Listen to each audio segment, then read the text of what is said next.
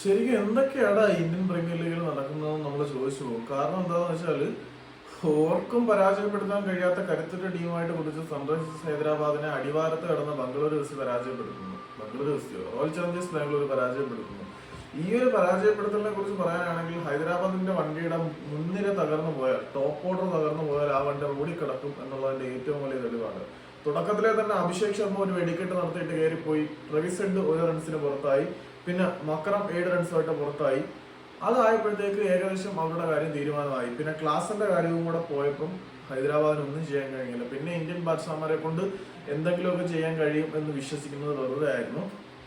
എന്നാലും പാറ്റ് കുമ്മിൻസ് മാത്രമാണ് അവസാനം വിജയത്തിന് വേണ്ടി ഒന്ന് പൊരുതി നോക്കിയത്. 15 പന്തിൽ നിന്നും 31 റൺസ് കുമ്മിൻസ് എടുത്തു. ബാക്കി എല്ലാവരും അവിടെ നിന്ന് നിരങ്ങിയാണ് പോയത്. ഏതായാലും അടിവാരം ബംഗളൂരു, അടിവാരം RCB സൺറൈസേഴ്സ് ഹൈദരാബാദിനെ പരാജയപ്പെടുത്തി എന്നുള്ളത് ഇന്നലത്തെ മത്സരത്തിന്റെ ഹൈലൈറ്റും അവിശ്വസനീയതകളിലും ഒന്നാണ്. അപ്പം ഹൈദരാബാദിനെ എങ്ങനെ വീഴ്ത്തണം എന്നതിനെ കുറിച്ച് എല്ലാവർക്കും മനസ്സിലായി കാണും. ടോപ്പ് ഓർഡർ തകർന്നാൽ ഹൈദരാബാദ് നിഷ്ഫലം. പക്ഷെ ആ ടോപ്പ് ഓർഡർ തകർക്കുക എന്നുള്ളത് ഇത്തിരി വലിയ ടാസ്ക് തന്നെയാണ്. അതുകൊണ്ട് തന്നെ ഈ ഒരു പരാജയത്തിന്റെ പേരിൽ സൺറൈസേഴ്സിനെ എഴുതി തള്ളാൻ പറ്റില്ല. ഈ ഒരു പരാജയം കൊണ്ട് അവർ തീർന്നു പോവുകയില്ല.